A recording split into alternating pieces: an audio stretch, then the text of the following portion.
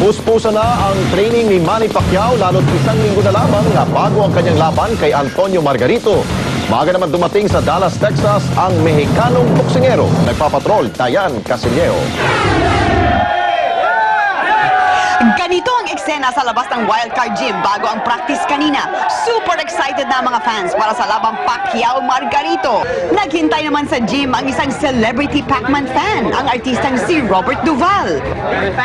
I wanted to see him train because he's very special in the way he works with Freddie Roach. 7 araw na lang bagong bakbakan kaya't light na ang sparring session ni Manny Pacquiao. 5 rounds lang anyong ang una niyang kalaban ang 6-footer na si Rashad Holloway. Sabi ni Coach Freddie Roach, kuhang-kuha na ni Manny ang forma. Kailangan ma-maintain na lang ang kondisyon hanggang sa bakbakan. Agresibo si Manny, mabilis at sunod-sunod ang mga suntok. Matangkad nga at malaki si Rashad pero di niya maabutan ng Pinoy. Sumunod ang 2 rounds kay David Rodela. Hindi rin umubra si Rodela kay Pacquiao.